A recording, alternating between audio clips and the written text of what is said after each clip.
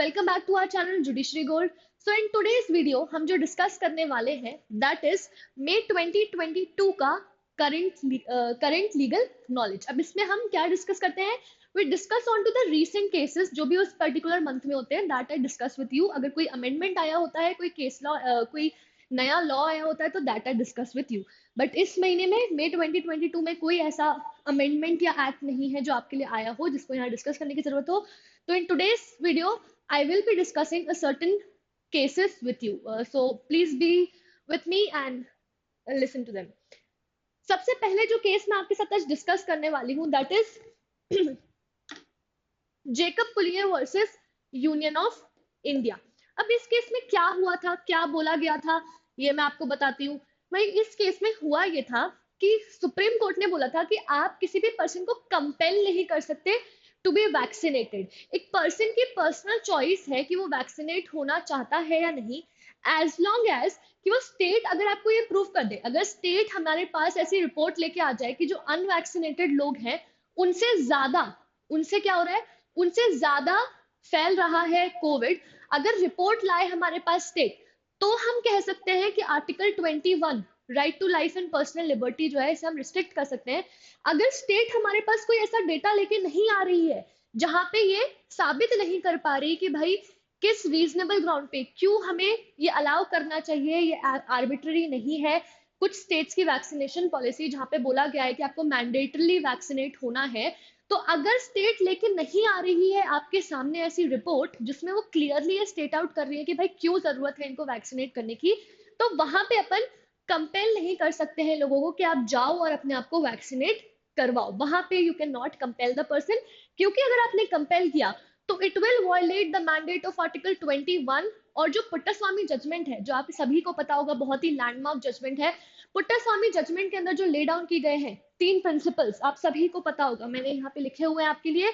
जो तीन प्रिंसिपल्स की लीगैलिटी, लेजिटिमेसी एंड प्रोपोर्शनैलिटी, ये जो तीनों टेस्ट हैं जिसके बेसिस पे आप आर्टिकल 21 को वॉयलेट कर सकते हो या स्टेट ले सकता है आपका 21 का राइट, इन तीनों ग्राउंड्स पे होना चाहिए, तीनों टेस्ट उसको पास करने होंगे। तो अगर आप यहाँ पे कंपेल कर रहे हो without any data in front of us, then this test is being violated और आप ऐसा नहीं कर सकते हो, ऐसा सुप्रीम कोर्ट ने इस केस में बोला था। No one can be forced to get vaccinated but bodily autonomy can be regulated. Regulate कैसे हो सकती है, अगर आप उसको पुट्टास्वामी जजमेंट के तीनों टेस्ट से पास करवा लो, then it can be regulated, then we can say कि हाँ भाई आप कंपलसरी करो। यहाँ पे स्टेट गवर्नमेंट को जो सुप्रीम कोर्ट है उन्होंने ये बोला था कि प्रॉपर गाइडलाइंस ले डाउन की जाए और रिलेटेड टू वैक्सीनेशन। लेकिन यहाँ पे कहा कि चलो ठीक है, हम ये बोल रहे हैं कि वैक्सीनेशन के लिए कंपेल नहीं कर सकते, लेकिन जो बाकी कोविड अप्रोप्रिएट बिहेवियर है जैसे मास्क लगाना, ये सब करना,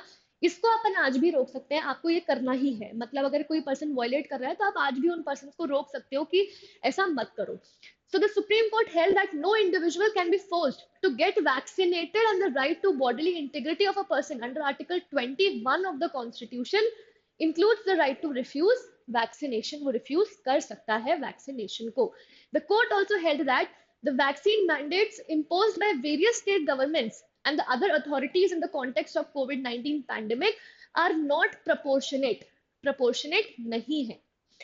The court held so as no substantial data has been produced on record to show that the risk of transmission of COVID-19 virus from the unvaccinated person are higher from the vaccinated person। भाई state government ने दिखाया ही नहीं कि unvaccinated जो है उनकी वजह से ज्यादा फैल रहा है एज कम्पेयर टू वैक्सीनेटेड। अगर आप हमारे सामने ये प्रेजेंट कर दोगे, ये हमारे सामने साबित कर दोगे, then in that case surely state restrict कर सकती है और कंपेल कर सकती है सिटीजन को कि आप वैक्सीनेशन करवाओ। The government is entitled to impose restrictions on individuals' right and public health interest, but the restriction should meet the threefold requirements of legality, legitimate need, and proportionality as laid down in the Puttaswamy judgment.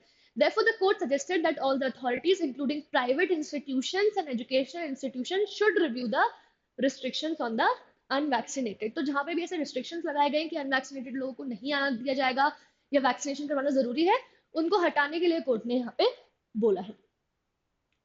उसके बाद जो अगला case है that is Sundaran versus State of Kerala. अब इस case में जो question court के सामने आया था वो ये था कि अगर सेक्शन 304B, डाउरी डेथ के केस में अगर इंसान को एक्विट कर दिया गया है, अगर हस्बैंड को एक्विट कर दिया गया है, तो क्या ऑटोमेटिकली 498A के अंदर भी एक्विटल हो जाना चाहिए? क्या आप मान लोगे कि 490, क्योंकि 304 का कोई केस नहीं बन रहा है, 304B का कोई केस नहीं बन रहा है, तो क्या उस केस में सेक्शन 498A के भी सारे चार्जेस खत्म हो जाएंगे उस इंसान के अगेंस्ट? क्या 498A के लिए भी वो गिल्टी नहीं रहेगा? कोर्ट ने बोला नहीं, ऐसा नहीं होता। उन्होंने बोला अगर कोई एक डाइंग डिक्लेरेशन था यहाँ पे वाइफ का 32 सबसेक्शन 1 के अंदर, इंडियन एविडेंस एक्ट के अंदर, वो अभी भी रेलिवेंट रहेगा, भले ही आपने 304B में एक्विटल कर दिया। क्यों? क्योंकि एविडेंसेस नहीं थे। लेकिन 498A क्रुएलिटी को साबित करता हुआ अगर वाइफ का डाइंग डिक्लेरेशन है, तो it is relevant under section 32 subsection 1 of Indian Evidence Act.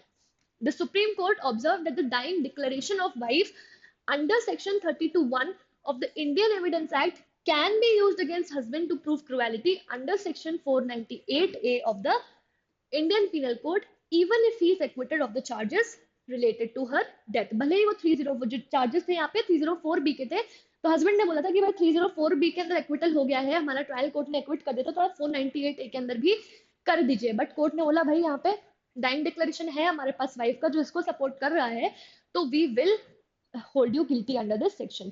Court ने एक्सप्लेन किया कि भाई दो ही प्री कंडीशन है 32 सबसेक्शन 1 को में किसी भी स्टेटमेंट को रेलिवेंट मांगने के लिए दो ही कंडीशन है, that the wife cause of death must come into question. भाई इस केस में तो थी, वाइफ की डेथ ही क्वेश्चन में थी। दूसरी चीज, the prosecution will have to show that the evidence that is sought to be admitted with respect to section 498A of IPC must also relate to the circumstance of the transaction of death. बस prosecution को यह proof करना पड़ेगा, एक तो death हो गई, ये तो एस्टैब्लिश है। दूसरी चीज, एस्टैब्लिश कर दिया अगर प्रोसिक्यूशन ने कि वो 498A से ही रिलेटेड था, 498A एस्टैब्लिश हो रहा है किससे? आपके 32 सबसेक्शन 1 से, and it relate to the circumstances of the transaction of death, then it can be established, और फिर आपको इसके अंदर कन्विक्ट किया जा सकता है। कौन सा केस है? Surendran versus State of Kerala. फिर जो अगला केस है, Dilip Hari Ramani versus Bank of Baroda. अब इस केस में क्या हुआ था? No vicarious liability under section 141 merely because a person was a partner at the firm। यहां बोला था just because a partner is a person is a partner in the firm, इसका मतलब ये नहीं है 141 जो कि ऑफेंसेस बाय कंपनीज की बात करता है कि भाई अगर कंपनी ने ऑफेंस किया है डिसऑनर ऑफ चेक का एनआईए के अंदर, नेगोशिएबल इंस्ट्रूमेंट एक्ट की अपन बात कर रहे हैं यहाँ पे, अगर नेगोशिएबल इंस्ट्रूमेंट एक्ट के अंदर किसी कंपनी ने ऑफेंस किया है, उस केस में 141 के अंदर सिर्फ इस ग्राउंड की वजह से कि वो एक इंसान पार्टनर था, सिर्फ इस ग्राउंड की वजह से आप उसको वाइकेरियसली लायबल नहीं मान सकते। आपको प्रूफ करना पड़ेगा that he was responsible for the conduct of business. आपको वहां पे, क्योंकि हम जब भी 141 पढ़ते हैं, अगर आपने 141 के एसेंशियल्स देखे हो, वहां पे क्लियरली लिखा हुआ है the person should be responsible for the conduct of business, मतलब डे टू डे कंडक्ट में उसका पार्ट लेना जरूरी है। कोई ऐसा पार्टनर है जो भाई काम ही नहीं कर रहा है, जो कि डे टू डे कंडक्ट में पार्ट ही नहीं ले रहा, तो आप इंडियन पार्टनरशिप एक्ट के अंदर तो आप उसको फिर भी लायबल बना सकते हो। In context of civil liability आप उसकी क्रिएट कर सकते हो अंडर इंडियन पार्टनरशिप एक्ट, लेकिन यहाँ पे क्रिमिनल लायबिलिटी 141 के अंदर आप डिसऑनर ऑफ चेक के लिए नहीं बना सकते। Supreme court held that the criminal liability for cheque bounce cases under section 138 of the negotiable instruments act can not B fastened on a person merely because he was a partner at the firm that had taken the loan or that he stood as a guarantor for such a loan. Vicarious liability under subsection 1 to section 141 of NIA can be pinned when the person is in overall control। आपको ये proof करना पड़ेगा भाई overall control में था, या तो फिर डे टू डे बिजनेस को वो रन करता था बिजनेस के। Vicarious liability under subsection 2 of section 141 of NIA 141 subsection 2 के अंदर कब राइज होती है वाइकेरियस लायबिलिटी? जब आप ये प्रूव करोगे किसी पर्सन के कंसेंट कनाइवेंस से ही वो एक्ट किया गया है।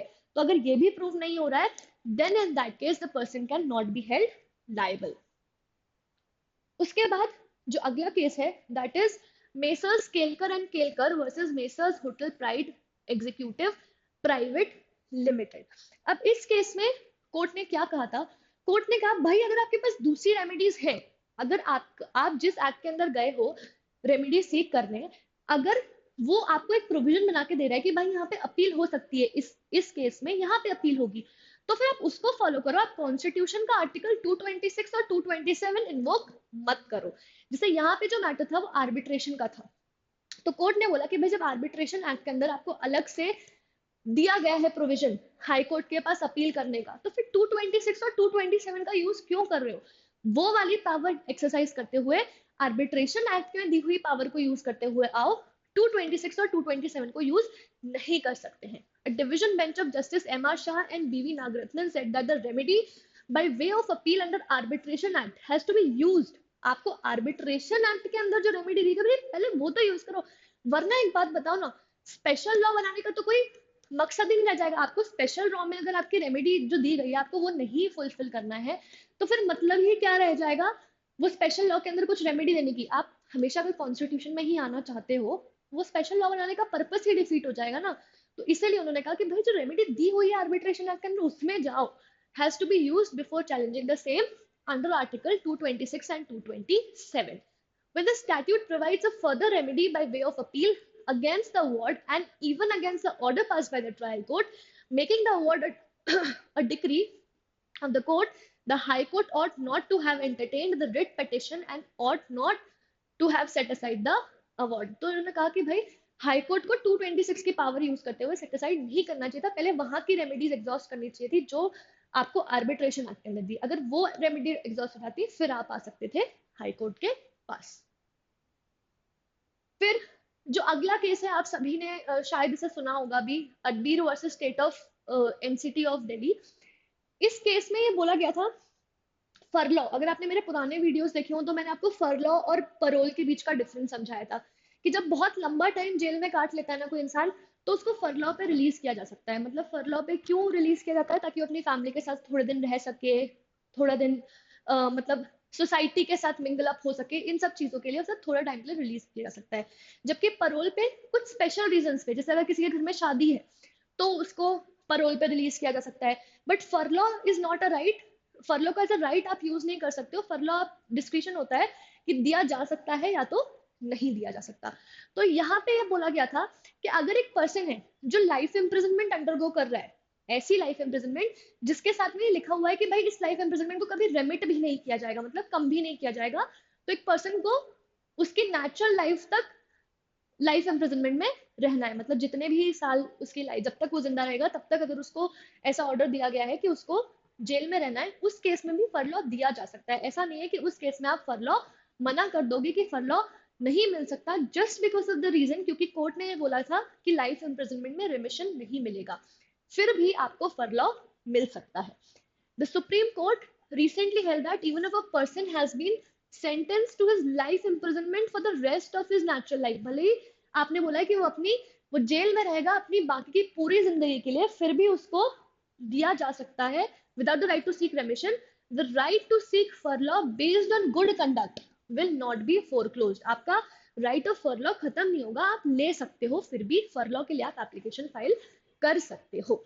Even if a prisoner is not to get remission and has to serve the sentence throughout his natural life, the right to seek furlough in which an incentive towards good jail conduct will remain. Neither would the requirement of good conduct be whittled down, nor would be would the reformative approach and the incentive for good conduct cease to exist. आपके पास फिर भी वो right रहेगा। Basically आपके लिए important कि भले ही life imprisonment दी है जिसका रेमिशन भी अलाउ नहीं किया है, कोर्ट ने बोल दिया है इसमें स्पेसिफिकली इसका रेमिट नहीं किया जा सकता, उस केस में भी फरलॉ आप क्लेम कर सकते हो। तो जो हमारा अगला केस है that is SG Vombatkere versus Union of India. तो आप सभी ने इस केस के बारे में अभी रिसेंटली बहुत सुना ही होगा कि यहाँ पे सुप्रीम कोर्ट ने बोल दिया है कि आपका 124A जो है आईपीसी का जो सेडिशन लॉ है that will remain in abeyance, कि जब तक कि सेंट्रल गवर्नमेंट को यहाँ सुप्रीम कोर्ट ने ऑर्डर किया है कि जब तक आप रिव्यू नहीं कर लेते कि अभी भी जरूरत है या नहीं है। ये 152 ईयर ओल्ड लॉ है, ठीक है, जब ब्रिटिशर्स के टाइम पे वो लाया गया था, तो सुप्रीम कोर्ट का यहाँ पे कहना है कि भाई आज की डेट में इसकी जरूरत नहीं है, so the central government should review it कि भाई इसकी जरूरत है क्या। अगर इसकी जरूरत सेंट्रल गवर्नमेंट को लगती है तो ही हम रखेंगे इसको, अदरवाइज हम नहीं रखेंगे। उन्होंने कहा अभी जब तक कि सेंट्रल गवर्नमेंट ये रिव्यू नहीं कर लेती है तब तक 124A अबेयंस में रहेगा। अबेयंस मतलब कि ये स्टिल लॉ रहेगा, मतलब आप इसको यूज नहीं कर सकते, आप इसको यूज करते हुए किसी का अरेस्ट नहीं कर सकते हैं। और जो लोग ऑलरेडी जेल में है अंडर सेक्शन 124A, उनको बेल भी दे सकती है कोर्ट, उनको बेल दी जाएगी। अगर वो कोर्ट पहुंचते हैं बेल लेने के लिए तो court will grant bail to them if they have been arrested under section 124A. In a historic development, the Supreme Court, आपके बहुत इंपॉर्टेंट केस है, इसको याद रखना। In a historic development, the Supreme Court ordered that the 152-year-old sedition law under section 124A of the IPC should be effectively kept in abeyance till the union government reconsiders the provision. बोला गया है union government को कि reconsider करा जाए इसे। All pending trials, appeals and proceedings with respect two charges framed under section 124A be kept in abeyance, and adjudication with respect to other sections may proceed with no prejudice to be caused to the accused. अगर भाई accused है उसको 124A का भी उसके against charge लगाया गया है, 153A का भी लगाया गया है अगर चार्ज, उस केस में क्या कर सकते हैं, उस केस में उसको 153 वाला उसका मैटर अभी भी चलता रहेगा, ठीक है, अभी उसको रोकेंगे नहीं, लेकिन सिर्फ 124A वाली जो बात है उसको रोक दिया जाएगा, उसके रिस्पेक्ट में अभी आगे नहीं चलेगा matter. Also held that those already booked under section 124, जो already booked under 124 are and are in jail, can approach the concerned court by bail. It has also been ruled that if any fresh case is registered, appropriate parties are at liberty to approach courts for appropriate relief, and courts are requested to examine the relief sought, taking into account the order passed by the court. उन्होंने कहा अगर गलती से भी किसी ने आपको arrest भी कर लिया है 124A के अंदर, तो आप जा सकते हो कोर्ट में, कोर्ट से रिलीफ मांग सकते हो, और कोर्ट इस ऑर्डर को ध्यान में रखते हुए आपको रिलीफ दे देगी। So this is all for May 2020. I hope you guys liked this lecture. If you liked it, please do like the video. Thank you so much.